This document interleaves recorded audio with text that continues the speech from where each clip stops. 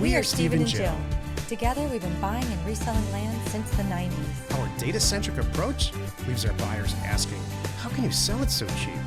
Here on the Land Academy Show, We answer that and more. Steve and Jill here. hello. Welcome to the Land Academy Show, entertaining land investment talk. I'm Stephen Jack Butala. And I'm Jill DeWitt, broadcasting from the place for hot chicken. Did Really? you know that? Nashville's a hot chicken place? Uh-huh. And you know what makes it extra hot? It's the extra layer, the thick coating of cayenne pepper. This is one of the things that Nashville's known for is hot chicken. So you better believe this weekend I am getting some hot chicken. I need to know what this is all about. I think that should start tonight. All right. What do you think? That would be great. Jill had a little cold, but she doesn't have it now because... You know, hot chicken would probably get rid of it. I think you had a Michigan cold. Maybe Michigan or Ohio. It's probably the same thing. There we go. I was constantly having cold and flu my entire childhood. I moved to Arizona. Stopped entirely. Completely stopped. Completely. Interesting. Thank you. Before we get into it, let's take a question posted by one of the members on our landinvestors.com online community. It's free. Last year, a ton of Land Academy members came to us needing extra help, that last final extra push to get their mailer in the mail. So many people came to us with it, we created a product called Concierge Data. Check it out at offers2owners.com. We will do your mailer for you right up to pricing it at the very end. Hundreds of people use this product, by the way. Love it. All right, Peter C. wrote, and then I have a response to this too. So, good morning, everyone. So, 1 second, I'm trying to hold back a sneeze. Okay.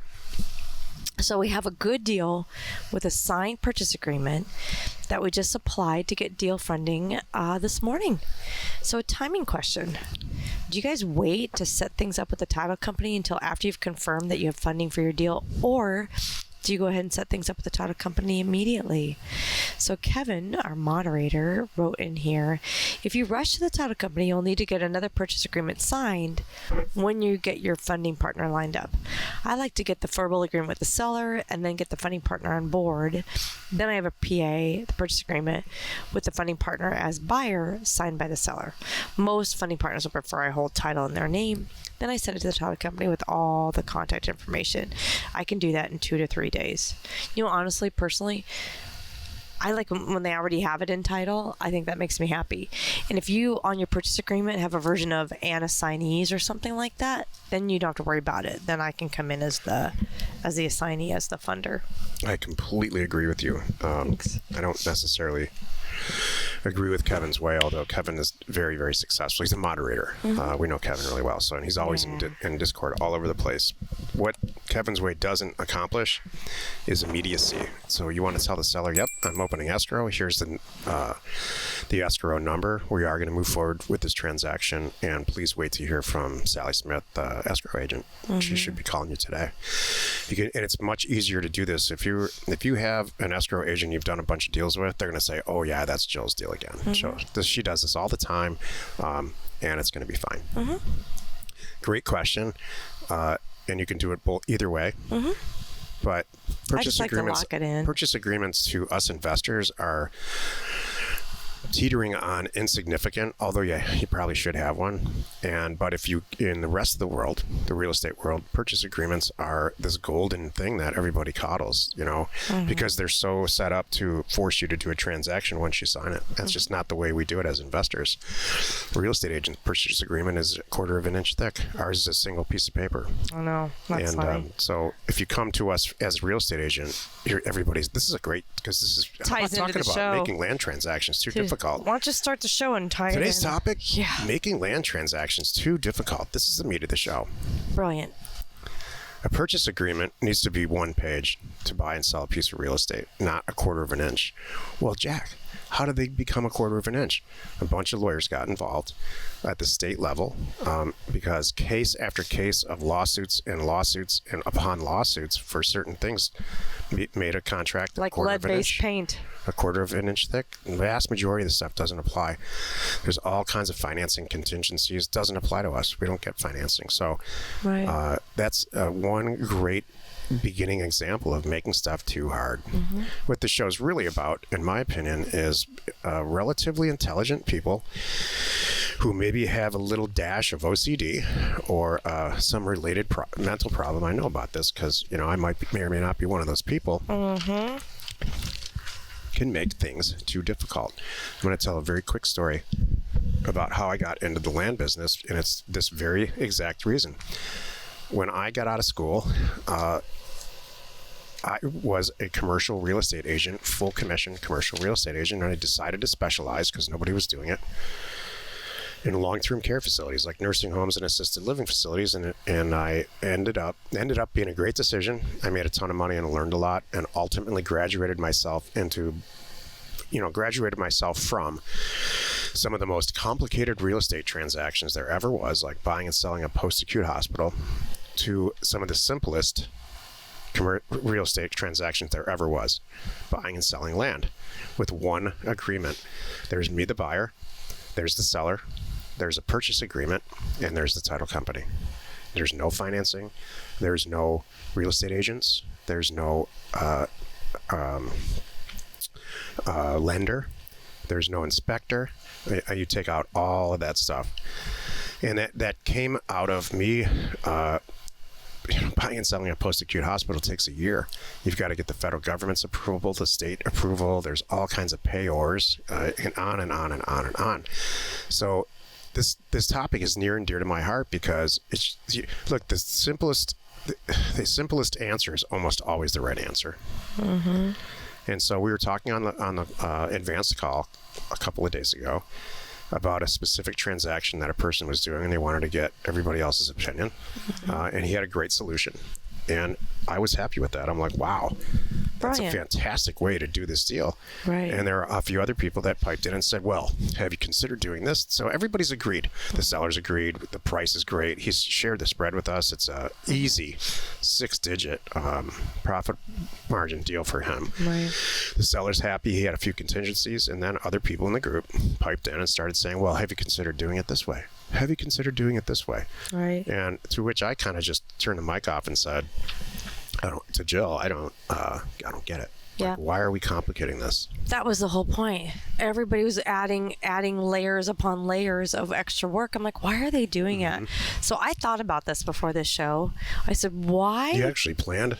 does this happen? You did some research? I do on every show. Thank you. I thought, I'm like, why does this come up?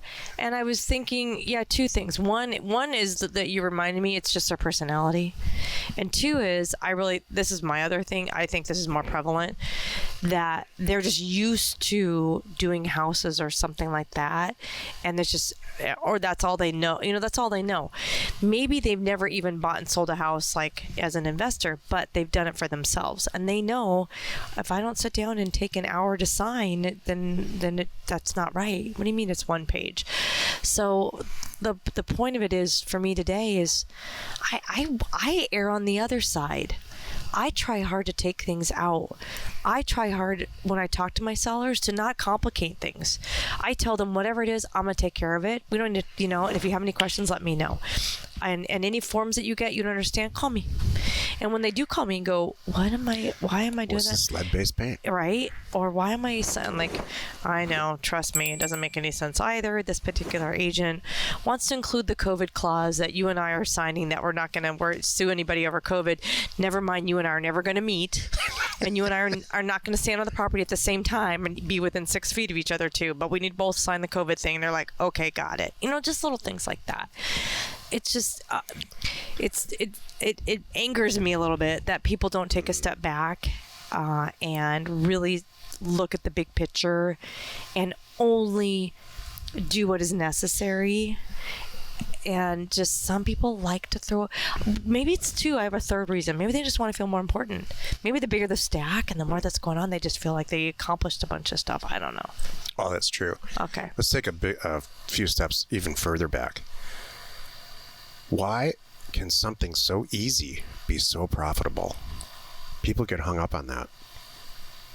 Oh, Oh, I should have worked for here's it. the type of yes. Oh, if I'm making 80 grand, I should work for it. No, not necessarily. Here's the type of personality that has this That's that brilliant. internalizes this type of stuff.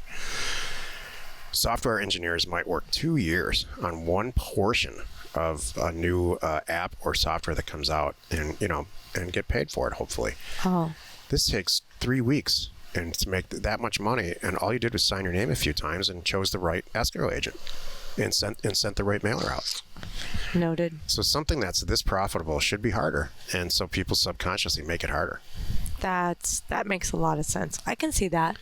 I guess there's a lot of reasons why. Jill's personality type, and I'm not joking or being facetious, is not that type of person. Jill goes into everything saying, well, wait a minute, it's this easy? Well, I'm going to even make it easier, and I'm going to do 2 of them. And so an accountant or an engineer, like my personality type's like, wait a second, let's make sure it's all the I's are dotted and the T's are crossed. I don't want to make it complicated, but I am going to read all this stuff and go through it. And so you got to decide who you are. Then there's my final point is, and this is really important. You don't want to skip along the top and let everybody else do the work, the escrow agent, and just sign everything really quickly and say, I don't care what it says, I'm signing it. Sure. And you don't want to do that. You need to learn how to do this, especially when you're new, and read everything and get into Discord and ask everybody all kinds of questions. That's why you're a Land Academy member, Right. because there's a ton of us that have been right where you are. So you have to ask yourself who you are. But making this real complicated will end in a brick wall. Making it too easy, brick wall. So, but make it, as you go. Thank you. Easier is better. Happy you could join us today. 5 days a week. You can find us here on the Land Academy Show. Tomorrow's Jack Thursday, and I'm going to talk about why hope is not a business model. You are not alone in your real estate ambition. I love that, by the way. I can't wait to talk about that. I have some stuff to say. Good. Hey, thanks for tuning in. Hey, and make sure you connect with us on Clubhouse. We are there on the first and third Thursday of every month at, I believe it is 1 o'clock Pacific time. But you know what? Check it for yourself. Go to Clubhouse, find the Land Investing Group. That's us. Follow the group. Find Jack, find myself, follow us, and then you will know for sure because you will see the schedule. But it is the first and third Thursday of every month. And join us. It's like a live radio broadcast. You get to raise your hand, ask us questions. It's pretty darn fun. This one now loves it. Yeah, it's like having your own radio show. Yep. It's really good to have. This is one-way communication into the camera. It's great to have two-way communication. Exactly. We are Jack and Jill. Information And inspiration. to buy undervalued property. We hope you found our content valuable and we appreciate your support. If you have not already, please check out our channel and hit the subscribe button. And your comments and suggestions help us to create the content you're here for. Hitting the like button helps to support our channel's algorithm and gauge your interest for future shows.